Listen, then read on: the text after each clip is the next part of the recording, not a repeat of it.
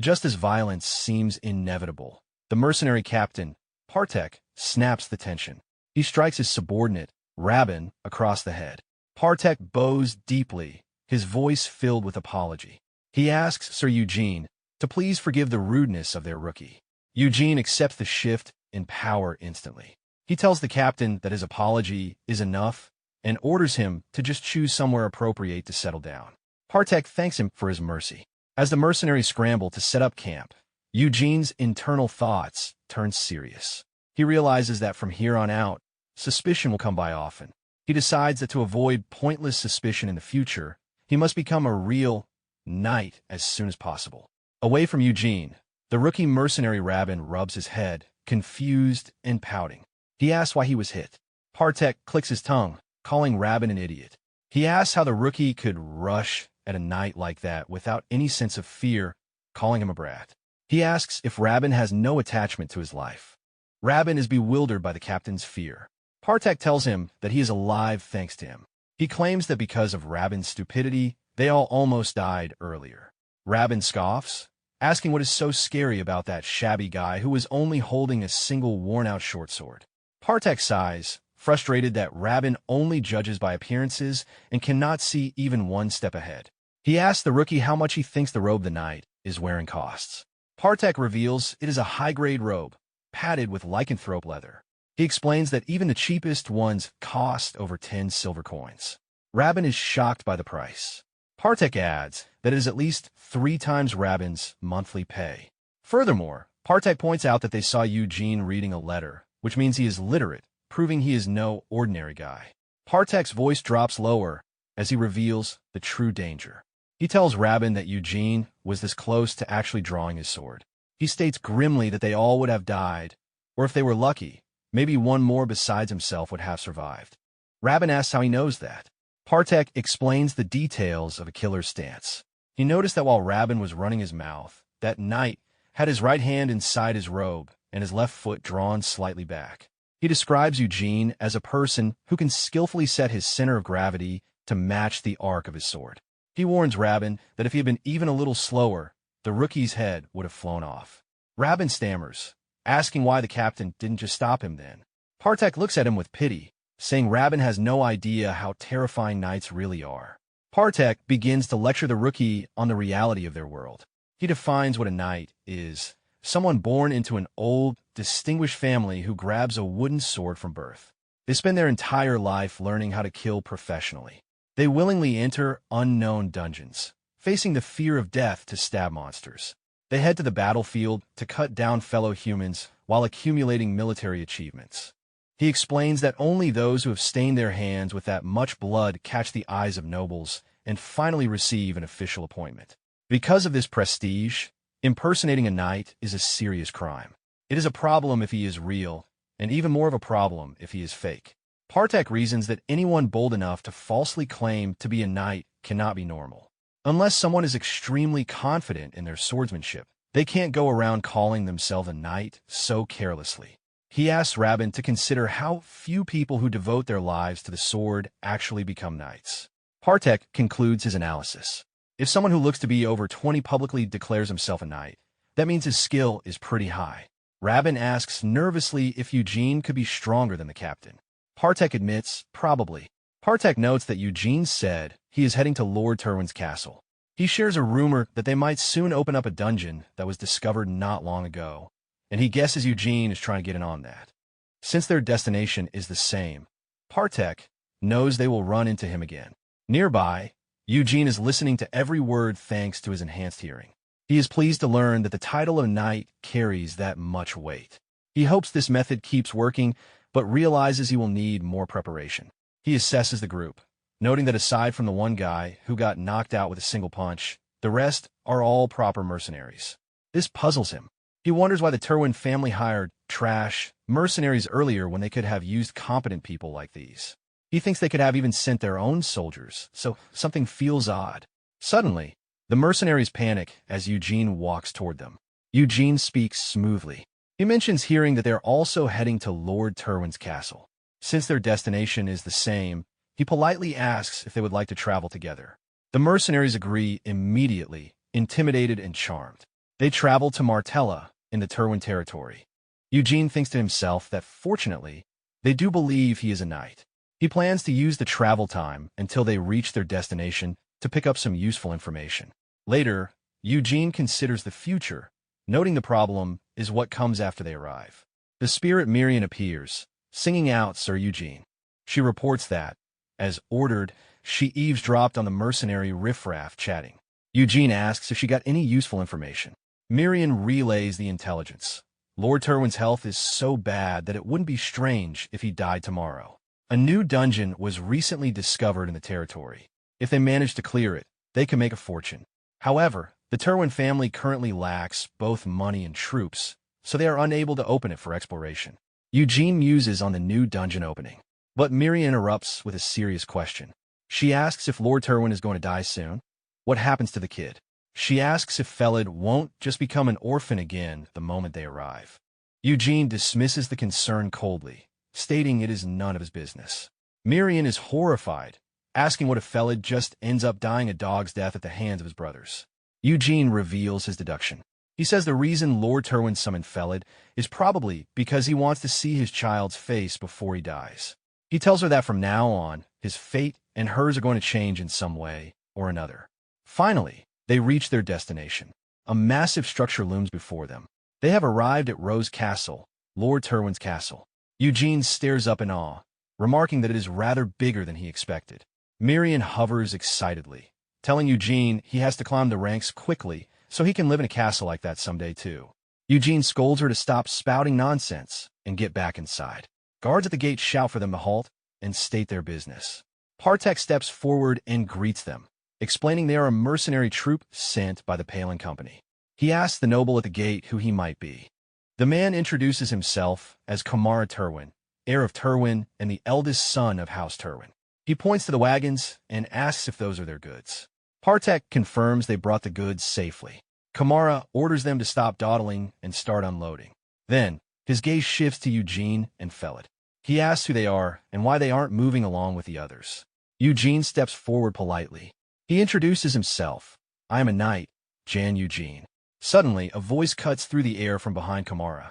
It demands to know what Kamara is doing right now. Eugene freezes. It is a familiar voice. He recognizes it instantly. The newcomer scolds Kamara, asking how many times he has to tell him that inspection of outsiders is his duty as the one who guards a castle. Kamara sighs, acknowledging the reprimand. Eugene stands paralyzed by the sound, thinking, how could I ever forget that voice? Eugene's internal monologue fills with dread and recognition. He identifies the owner of the voice as the man who first discovered him while he was hidden. This man was the commander of the vampire hunting unit who, together with young Dorit, tormented Eugene mercilessly. The name echoes in his mind, Knight Vertel Terwin. His past has caught up to him at the castle gates. The narrator introduces this man as Vertel Terwin, the second son of the Terwin house and a knight. Kamara looks annoyed by the interrogation. He scoffs and asks if he is supposed to report everything he does to Vertel. He adds a sharp comment, saying Vertel makes it sound like he is the heir instead of Kamara. Vertel quickly backtracks, claiming that is not what he meant. Eugene cuts the conversation short and hands over a piece of paper. He explains it is a letter from Chief Gev of Broadwin Village. Vertel is visibly shocked to hear the name Broadwin, but Eugene takes back the letter and hand over to Kamara. He takes the letter, his eyes widening in surprise as he begins to read the contents. Kamara reads the letter with disbelief. He mutters that he can't believe it. The letter claims that the mercenaries sent to the village were ambushed by wolves, and every single one of them died. He turns his gaze to the young boy standing nearby. He asks if the kid they brought is the bastardized son mentioned in the report. Fellet steps forward with a bright, innocent smile. He introduces himself, saying, hello, I'm Fellet. Kamara's demeanor changes instantly to a performative friendliness. He says, oh ho, so you're our new brother. He claims that they have been waiting for him. He says smoothly, stating that their father is very eager to see Fellet. Vertel immediately starts barking orders to the servants. He commands someone to take Fellet, wash him, and dress him in proper clothes. The servants scramble to obey, saying yes, sir. As they try to lead the confused boy away, a voice cuts through the noise. Eugene steps forward and orders them to wait. Vertel stops and looks at Eugene with irritation. Eugene stands his ground against the noble. He states firmly that he wants to talk about the reward first. He demands that Vertel let him meet Sir Terwin. Vertel rejects the request instantly, saying he cannot allow it. Eugene presses him, asking if he can't meet him even for a bit. Vertel makes an excuse. He explains that their father is not well right now. He tells Eugene he will pay the reward in golden coins, so Eugene should just go back now. Eugene narrows his eyes. He reminds Vertel that he worked pretty hard to bring his brother here. Vertel's voice drops lower as he warns Eugene not to make him repeat himself. Suddenly, Kamara shouts out in protest, asking why not, and calling out to brother. Kamara argues that they have to introduce the new brother to their father anyway. He asks what is wrong with seeing father for a little bit. Vertel sighs, pretending to be reasonable. He explains that father cannot even stay awake for an hour during the day. He insists they cannot let him meet a random stranger during that precious time. Kamara mocks Vertel, asking if he is now going to control their father's schedule too. Vertel snaps back at Kamara, warning him about twisting his words. Kamara then turns to Eugene with a fake apology. He says he is really sorry about that, Sir Eugene. Eugene notes the mocking emphasis on Sir. Kamara continues, saying it seems Eugene won't be able to see their father because Vertel wants to roleplay being the heir. He dismisses Eugene, telling him to please make it home safely. Kamara decides to take over. He tells the new brother that he will show him around. He suggests they look around the castle first. Fellet agrees quietly. As Eugene watches them, he realizes the truth. Kamara wasn't going to let him meet the father from the start. The scene shifts to a corridor inside the castle. Someone calls out to second son Terwin, but then realizes he is speaking to someone else. He finds the person he was looking for. The man he finds is a large, intimidating figure. The man asks what is going on. That intimidating figure gestures to the mercenaries. He claims they are mercenaries that were stealing from the villagers. He says they were lazing around instead of training, so he brought them here. The large man asks Vertel if they shouldn't kill one, as an example. He mentions he knows they were temporarily hired for the dungeon raid. Vertel quickly changes the subject. He tells the large man that he will talk to the mercenaries himself later. The man agrees. Vertel suggests they talk inside, because there are too many people listening here. Partek observes this interaction from a distance and identifies the large man. He is Sir Galfredic. Eugene asks Partek, "You know him?" Partek explains that Galfredic is a knight with a bright future ahead of him. He placed third in a tournament hosted by the Evergrove family recently. Partek notes that Galfredic has monstrous strength and the skills to back it up. He recalls that on that day, Galfredic swept through more than 1,000 competitors. Eugene wonders what someone like that is doing here. He assumes it is because of the newly discovered dungeon. He explains that even though this area is far from the capital, it is considered a great achievement for a knight to successfully open a dungeon. He emphasizes how difficult it is, noting that many people lose their lives. Partek deduces that Sir Galfredic is planning to use this dungeon as a stepping stone to get hired by a bigger family.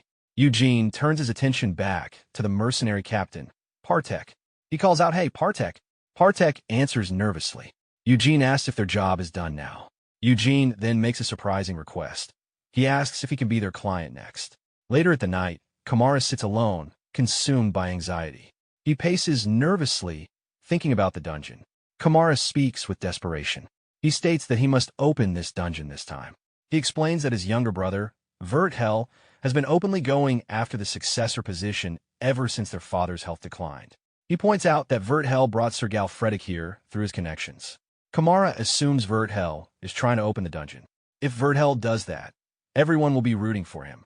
Kamara admits he is stuck.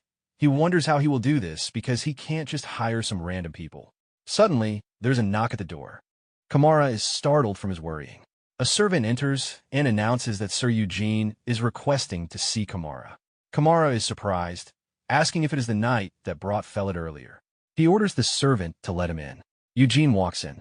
Kamara welcomes him warmly, calling him Sir Eugene. Kamara immediately assures him that he doesn't need to worry about Fellet. He promises they are making sure the boy is safe. He invites Eugene to take a seat. Kamara adds that once his father is awake, he will reward Eugene for bringing the boy safely too. Kamara changes his tone to one of gratitude. He tells Eugene he was really grateful when he gave him the letter earlier. He admits it made him feel better. Eugene replies calmly that he is glad. However, Eugene clarifies his position. He says he only has business with the lord of this estate, so he was a bit taken aback when a third party intervened. Kamara looks intrigued. Kamara gets to the point. He asks Eugene what he wants. He guesses that Eugene wants his identity certified by meeting the father. Eugene admits that is true, but adds that he wanted to offer Kamara something. Eugene drops his proposal. Include me in the dungeon raid. Kamara laughs, saying Eugene is a lot more interesting than he thought. He recalls Eugene claiming to be a knight. He mentions hearing that Eugene killed about 5 robbers. Kamara speculates that Eugene is trying to better his image by participating in the raid. He then asks skeptically if there is a reason he should let Eugene join. Eugene answers confidently. He says Kamara should accept because it is an offer that won't do him any harm. Kamara asks what he means. Eugene lays out his terms. He states that if the dungeon opening succeeds, he and his mercenaries will be paid a total of 100 silver coins. Additionally, they will receive half of the byproducts, but this explicitly excludes the valuable mana crystals. Kamara narrows his eyes, admitting that the offer is so not bad that it actually becomes suspicious. He asks Eugene if he realizes that this price is well below the average market rate. Impatiently, Eugene demands to know if Kamara likes the offer or not. As Eugene waits for an answer, Kamara analyzes Eugene's appearance. He thinks to himself that knights are people who live and die by honor. Judging by Eugene's outfit, Kamara concludes that he seems to be a wandering knight with no noble house backing him. Despite this lack of backing, Eugene does not appear greedy for money. Kamara decides that honor must truly come first for this man. Eugene, maintaining his composure, simply replies that he is not the one in a hurry here. He points a finger at Kamara and states firmly, "You are." Kamara is visibly shaken by the accuracy of the statement. Kamara realizes he has been outmaneuvered. He thinks to himself that this man knows exactly which card to play. He observes that Eugene is different from the typical knights whose brains are made of nothing but muscle. Making his decision, Kamara agrees. He states very well, seeing no reason to turn down such a decent opportunity. He bows slightly and says he looks forward to working with Sir Eugene. Eugene then explains the logic behind his low price to solidify the deal. He explains that mana crystals are hard to purify. He points out that the commission fees for that process are very high. In contrast, the monster byproducts can be sold at full value, just as they are, making them far more profitable for a wanderer like him. In previous conversation, Partek adds that he will introduce Eugene to a trading company he knows well. He instructs Eugene to simply tell Kamara that he will only be taking the byproducts. Partek is confident that if he frames it this way, Sir Kamara will have no choice but to accept the proposal. Later the deal done, a loud, scoffing voice interrupts them. Galfredic steps forward, snorting, humph, and calling the situation ridiculous. Vertel demands to know if Kamara really wants to add a new member to the subjugation party right now. He mocks Kamara, observing that he is desperately flailing at the last minute. Galfredic lectures them, stating that a dungeon is not a playground for children. He warns that the moment someone falls even slightly behind, they are left for dead. He describes the dungeon as a place where only life and death exist. He declares firmly that if a new recruit is some half-baked amateur who will hinder their advance, he is against it. Vertel looks annoyed, but tries to deflect the hostility. He admits that since Eugene is a knight Kamara recruited himself, he doesn't hold any high expectations either. Vertel explains his difficult position, noting that Kamara doesn't get along with the neighboring nobility and his connections aren't exactly broad. Vertel tells to the Galfredic that if it comes down to it, he would like him Galfredic to tell himself. Galfredic asks why Vertel is dumping the responsibility on him. Kamara apologizes for keeping them waiting after calling them here. He explains he was chatting briefly with his new knight. He then proceeds to introduce them. Kamara gestures to Eugene. He introduces him as the knight who will be joining this subjugation party, Knight Jan Eugene. He also points out the group behind Eugene, introducing them as his mercenary band. Vertel and Galfredic react with shock. They recognize Eugene immediately, whispering that he is the man from before. They are surprised to learn that he is leading a mercenary band on top of being a knight. Vertel steps up to Kamara. He speaks with all due respect, but remains firm. He states that they cannot accept someone whose origins and skills are both unknown. Kamara repeats the word origins thoughtfully. However, Kamara asserts that at the very least, he can vouch for Eugene's skill. Kamara begins to tell a story to prove his point. He mentions that he actually heard something from Eugene earlier. It concerns a bandit group that was causing trouble out on the edge of the territory. Kamara reminds Galfredic of the group, noting that they were quite a headache for them. Kamara reveals the impressive feat. He explains that on his way here, Sir Eugene took care of those bandits with nothing but a short sword. Kamara looks at Galfredic and argues that with skills like that, he would say Eugene is more than good enough. He asks Galfredic if he wouldn't agree. Galfredic threw short sword towards Eugene. Eugene sees the sword last moment and deflect with his sword. Galfredic smiles arrogantly, and Galfredic reacts with a sarcastic, "Oh wow." He bows slightly, offering a mock apology for his rudeness upon their first meeting. However, his tone shifts immediately to one of judgment. Galfredic looks Eugene up and down. He comments on Eugene's appearance, noting his unscarred skin and the lack of sunburn. He concludes that Eugene seems to have grown up quite sheltered. With a challenging grin, Galfredic asks the young master if he could let him see his skills personally. The narrators shift to the escalation. Sir Galfredic wants to duel. The spectators are stunned. One of them shouts, asking if they are really doing this right now. Another mercenary is excited, suggesting they go see how good the knight who placed third in the tournament really is. The gossip about Galfredic begins to fly. A mercenary claims that Galfredic is so strong he can tear monsters apart with his bare hands. Another wonders if he is even human. Looking at Eugene, a spectator remarks that whoever his opponent is, he is starting to feel a bit sorry for him. Galfredic draws his massive sword. The duel is set. The signal is given to begin. The referee shouts ready. Instantly, the clash begins with the sharp sound of metal striking metal. Sparks fly as the swords collide.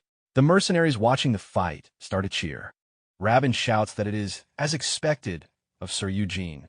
Rabin notes that Sir Eugene appears to be pushing Galfredic back completely. However, Partek corrects the crowd. He observes that Galfredic isn't being pushed back at all. He explains that Galfredic is simply sizing his opponent up. He states that Sir Galfredic is letting himself be pushed back intentionally to analyze Eugene. Inside the fight, Galfredic is doing exactly that. He analyzes Eugene's movements with a critical eye. He thinks to himself that Eugene's swordsmanship is cruder than he expected. He tries to find a pattern, but realizes there is no particular habit to grasp onto.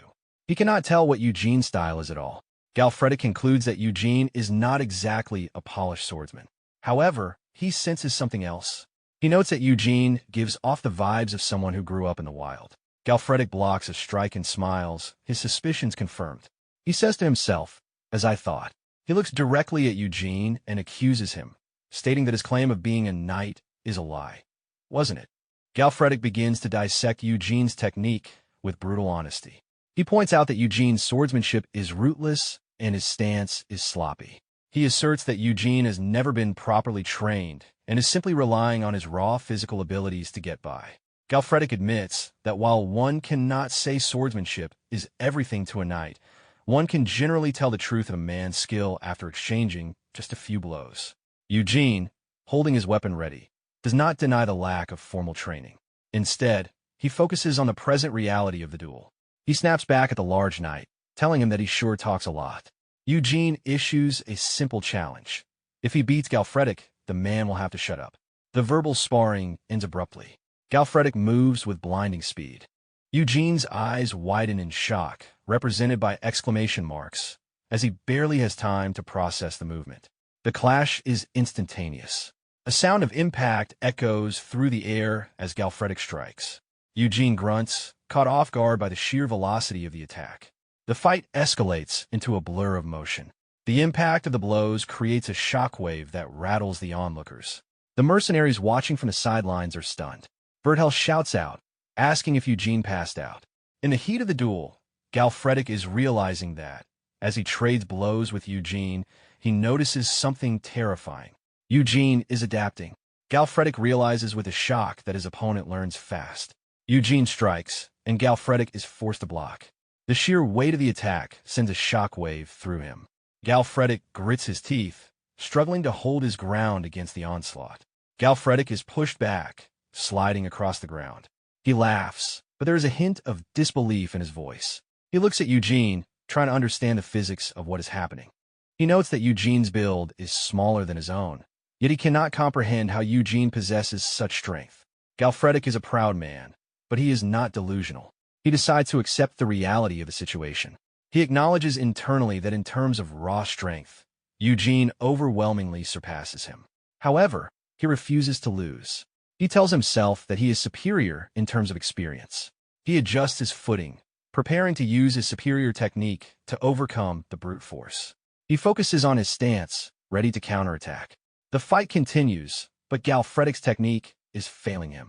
He watches Eugene move and realizes the chaotic nature of his opponent. There is not a single precise movement in Eugene's fighting style. It is messy and untamed.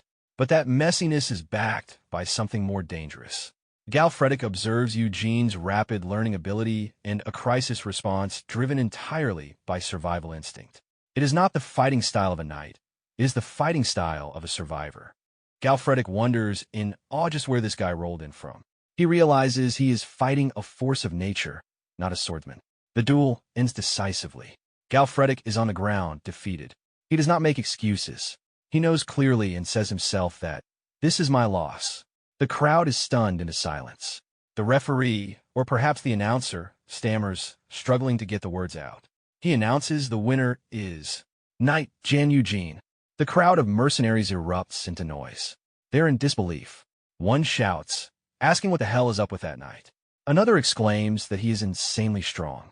A third mercenary yells that he has never heard the name Jan Eugene before.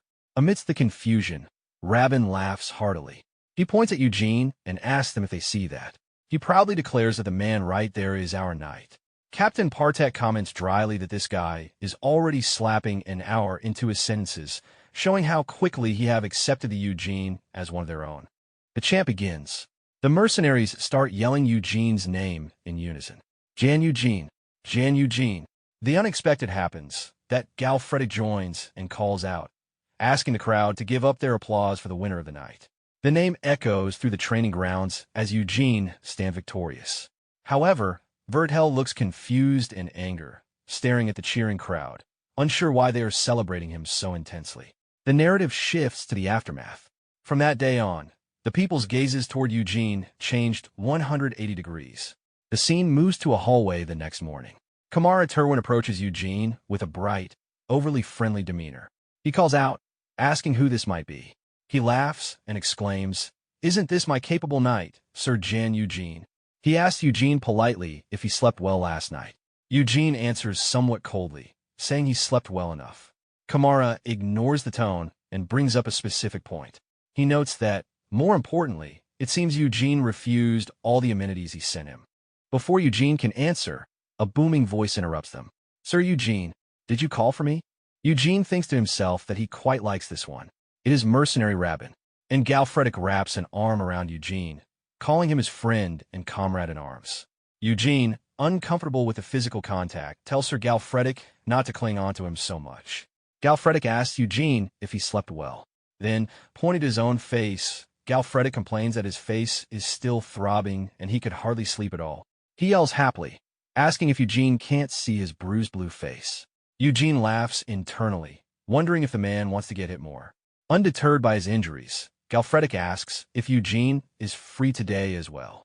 He remarks that the weather is nice and suggests they have another sparring match. Eugene observes the situation, thinking to himself that Galfredic doesn't seem to care at all whether he is really a knight or not. He only cares about the strength. Later, inside Eugene's quarters, a group of servants bustle about.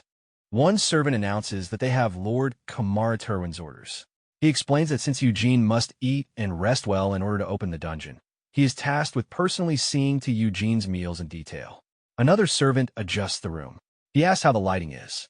He explains that they have drawn the curtains tightly, as they heard Eugene has sensitive skin. Another servant offers to recommend some wine if Eugene tells him his taste. Miriam watches them, realizing the trap he is in. She chuckles darkly to herself. She knows he can't exactly say that vampires don't need food. She thinks that if he eats all of this human food, he might get a stomachache. Eugene decides to assert control. He tells the servants that he will just accept the sentiment. He announces that from next time, he will take care of his meals himself. So he orders everyone to please withdraw. The servants hesitate, stammering, but Eugene cuts them off. He commands them to go tell Sir Kamara this message word for word. "I prefer being alone." Eugene stands alone, reflecting on his progress. He notes that even those who doubted him initially are, one by one, letting go of their suspicions. He acknowledges that this is the result he wanted. However, he admits to himself that, even after several days, he still hasn't gotten used to people swarming around him. His thoughts are interrupted by Galfredic, who is still eager for a fight. Eugene looks at him and remarks that it looks like Galfredic really does want to get hit again. Galfredic laughs confidently, shouting that you never know until you cross swords. Just then, a voice calls out to him. It's Fellet, the young boy. His face is beaten up. He greets Eugene with a lonely smile, asking, "Sir Eugene, have you been well?" The scene opens in a dark, secluded room within a castle. The air is filled with the agonizing screams of a servant who has failed his master. The man begs for his life, crying out that he was wrong, but his pleas fall on deaf ears. Standing over him is Vertel Terwin, the second son of the house. He looks down with cold disdain. He tells the servant that if he had just done his job properly, this mess would never have happened. Vertel explains the simple instruction that was ignored. If the servant had made sure to kill the brat back in the village, the red-eyed knight, Eugene would never have come to Rose Castle. Because of this failure, Verthel's plans have gone completely off the rails. The servant continues to apologize, but Vertel scoffs. He complains that the mercenary band he hired was usually reliable, yet they turned out to be worthless riffraff who got wiped out by a pack of wolves.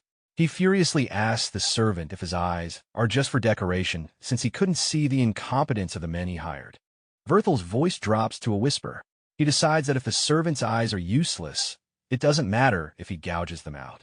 Leaving the man to his fate, Vertel sighs and composes himself. He needs a new plan. He realizes he cannot openly kill someone who has already made his way inside the castle walls. Suddenly, an idea strikes him. A smile creeps across his face. He realizes there is a perfect way to handle this. This new method will handle the problem and make the disposal of the corpses nice and clean. The scene shifts to a quiet corridor where Fellet and Eugene are talking. Eugene processes the orders he has just received. Sir Vertel is telling him to go to a dungeon that is about to be opened. Eugene looks at Fellet and says he is pretty sure he knows what this means. Fellet trembles, realizing that he came to the castle to die, and now he is being sent to a dungeon to fulfill that destiny. Eugene looks at the boy calmly. He asks if Fellet remembers the commotion about the mercenaries who were attacked by wolves near the village. Eugene reveals the truth. Those third-rate mercenaries who became food for wolves were actually sent by one of Fellet's brothers. They did not want Fellet to reach the castle safely. Fellet is horrified. Eugene offers him a lifeline. He states that there is a way for Fellet to live. He tells the boy, "Become my servant, Fellet Terwin." Eugene explains the logic. Fellet is 16 years old, meaning he has already had his coming-of-age ceremony. Therefore, he does not need a guardian's consent to make decisions. Eugene tells him he is free to choose which path he takes. He can keep holding his breath and wait for someone to kill him, or he can struggle until the very end. The narrative jumps to the day of the dungeon opening. A commander is briefing the troops. He explains that since the dungeon hasn't been opened yet, no one knows what kind of monsters will appear. He speculates based on the size. Low-rank monsters will likely be goblins or kobolds, and mid-rank ones might be trolls or giant spiders. However, he warns that high-rank monsters are impossible to predict. The commander states their goal, to clear a path to the area where mid-rank monsters appear. He orders that if they encounter a high-rank monster, they must retreat immediately. The soldiers shout, "Yes, sir," in unison. The troops begin their mission. The order is given to scout the area for any dungeon burrows nearby. In the back of the group, a lazy soldier sighs with relief. He says it's a good thing he is just a porter because he won't have to bleed this time. He reveals his plan to his comrade. He intends to pretend he is hurt and stay back once they've roughly cleared the low ranks. His comrade is skeptical, asking if he can even do that. The soldier explains that first-time dungeon raids are brutal and they don't really take care of the rear guard. He argues that there is no reason to risk dying a dog's death just to pick up a few byproducts, especially since the pay is lousy. He suggests that in the worst case, they can just run off on their own. Suddenly, he bumps into someone. He yells out, "Who's the idiot who dash?" but stops when he sees who it is. It is Sir Vertel. Vertel asks sharply if Fellet is here. The soldier stammers in surprise. Vertel looks around, asking where the boy is, insisting he is sure he assigned him here. The soldier points nervously. He asks if Vertel is perhaps talking about that kid over there. In the distance, Fellet is handing something to Eugene. Fellet offers him a little something to eat on the way and tells him to please return safely. Eugene nods, accepting the food. Says, all right. Vertel watches them with disgust. He sneers at how Fellet slips in there like a little rat. He is repulsed seeing Fellet sticking to that low-born, uncivilized wretch. Vertel shouts Fellet. Fellet jumps, startled. Vertel demands to know if he has already forgotten what he was told. He accuses Fellet of dawdling and orders him to hurry up, shoulder his pack, and wait in his assigned position immediately. When Fellet hesitates, Vertel gets aggressive. He calls him a brat and asks if he's gone deaf. Vertel grabs Fellet, shouting that he clearly told him to return to his post right now. Suddenly, a hand grabs Vertel's arm. A voice commands him, don't lay a finger on him. Vertel looks up, shocked. It is Eugene. Eugene confronts the noble directly. He tells Vertel that what he is spouting is ridiculous. He questions the logic of sending a boy whose only experience with a blade is kitchen knives into a dungeon opening. He asks Vertel if he has lost his mind. Vertel is outraged by the insubordination. He calls Eugene disrespectful. He lies smoothly, claiming he only wishes to raise his little brother to be strong. He tells Eugene to know his place. He asserts that Eugene is in no position to be yanking that child around like a puppet. Eugene counters immediately. He says it seems to him that Vertel is the one who doesn't know his place. Eugene drops the bombshell. That child became my servant yesterday. Vertel is stunned into silence. Eugene adds that everybody present here can attest to that. Eugene explains the implications. He states that this means they share a bond thicker than blood. He issues a clear threat. If Vertel so much as lays a single finger on this child, Eugene will consider it a challenge to him. Eugene taunts Vertel, saying that if he wants to lightly loosen up his body right before they enter the dungeon, he should suit himself. Vertel is furious but backs down. He storms off, muttering about who gave permission for that. He complains about how easy they think it is to take in another family's bastard child. He believes this will block Fellet's future. Meanwhile, the other soldiers are watching the scene. One comments that he feels reassured about this dungeon. He notes that they don't have knights in name only, but people of good skills leading them. He asks if the others saw Sir Eugene and Sir Galfredic's duel last week, calling it incredible. Another soldier laughs, wondering how long he will have to train to reach that level, and his friend jokes that he will need at least a second lifetime. Vertel curses them under his breath, those bastards. Kamara adds that he, too, would have no problem entrusting his brother to Sir Eugene. Vertel overhears this and seethes. Kamara turns back to Vertel. He repeats that Fellet is 16 and an adult. He asks if Vertel doesn't think an adult should choose his own path. Eugene knows the hard lesson on survival. Fellet is prey. Once the weak have become targets for a predator, surviving is not easy. Even if they hold their breath, the beast will chase them down. Eugene knows, if you can't become strong yourself, then form a pack. That is the way of survival of the weak. Kamara then lightens the mood slightly. He says that in the meantime, he will allow Fellet to show him his studies. He asks if Fellet is able to read. Suddenly, a scout reports in. He states that there are no traces of roamers nearby. This confirms there don't seem to be any monsters that have escaped through a dungeon burrow. Galfredic, as the commander, gives the final order. He announces that they may now proceed with the dungeon opening. The order echoes down the line. Open the dungeon. He reminds them that their lives are in their own hands. With a shout of advance, the troops march forward into the unknown. As the massive stone doors of the dungeon begin to open, light pours out. Kamara stands watching them leave. He waves, calling out, "We'll meet again in 4 days." Fellet adds, "Sir Eugene, please be careful." With a prayer, "May God watch over them." The dungeon is chaos. Screams fill the air as the formation crumbles under the assault of the monsters. Soldiers are being ripped apart. A man cries out for help, only to be silenced abruptly. Galfredic is in the thick of it, shouting orders. He screams at his men, calling them fucking idiots and demanding they stay in formation. He orders them to go back to their positions. He commands the archers in the center to defend the ceiling and warns everyone not to let the monsters enter their formation. In the back, the soldier who planned to slack off is regretting everything. He whimpers that he knew it would end up like this.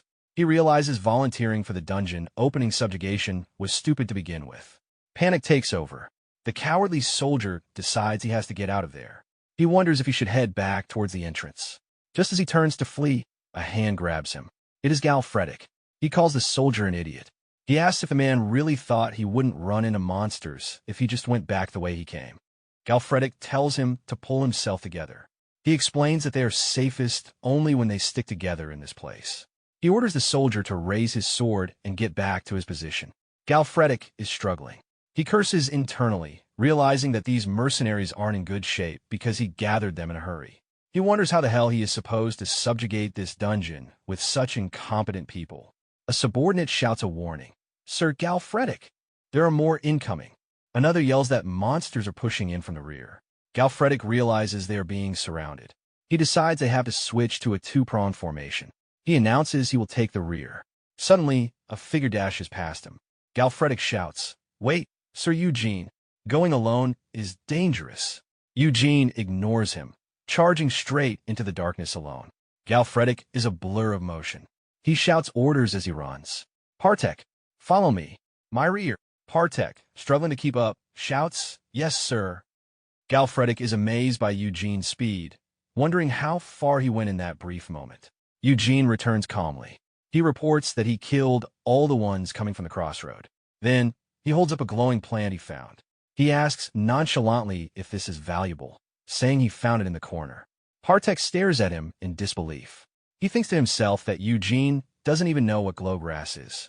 Yet, despite this ignorance, he wonders how Eugene could be this strong. Eugene accidentally crushes the plant and says, "Oops, it withered." The battle winds down. The mercenaries are exhausted. One complains that he is about to die and calls for a medic because the bleeding is bad. Eugene returns to the main group. Few came to, tells that they collected the rest of the mana crystals. He drops a pile of them on the ground, telling them they can leave them there. Eugene notes that there are only a few, complaining that they killed so many yet this is all they get. He tells the men to rest well. Miriam appears, floating near the crystals. She points out that they are blue, which is different from the red one Eugene got from the roamer. She asks if it is a little disappointing because compared to higher quality ones, they are quite small. She explains that the quality of a mana crystal is proportionate to the strength and size of the monster. Eugene asks if wild roamers usually have bigger crystals. Miriam clarifies that a monster becomes a roamer if it leaves the dungeon, but that doesn't guarantee an increase in crystal size. She reminds him of the alligator he absorbed. She says it was huge and strong, and such roamers are pretty rare. She emphasizes that it was even strong enough to usurp her own territory. Eugene realizes that obtaining that roamer's red mana crystal was very fortunate. He feels frustrated. He thinks that at this rate, doing favors for the nobles and coming into the dungeons is pointless. He wonders if there are even any high-level monsters in here. Suddenly, Eugene senses something.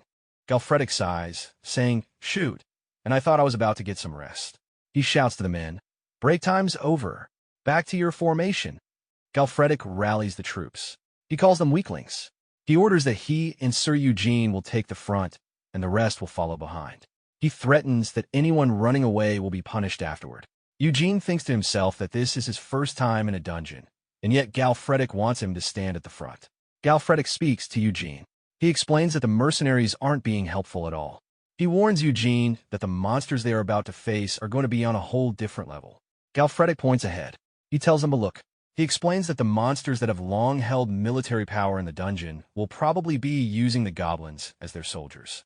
He concludes that, in other words, they are about to face at least some intermediate-level monsters.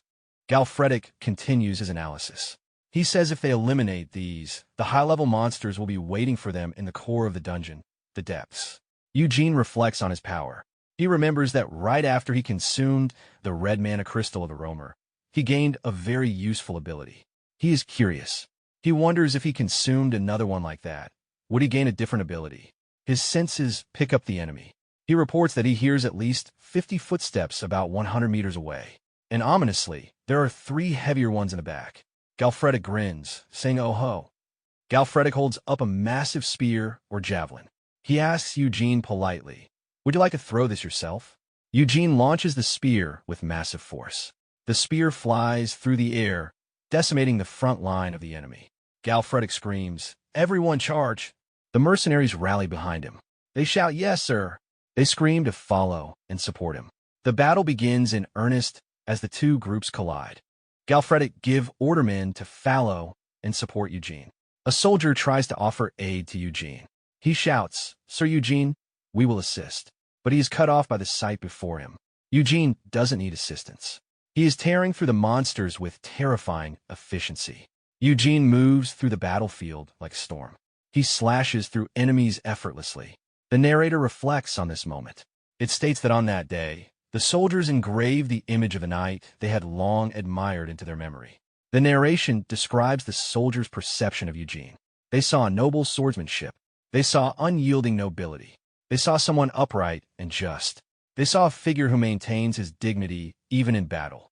The visuals show Eugene cutting down monsters with brutal precision.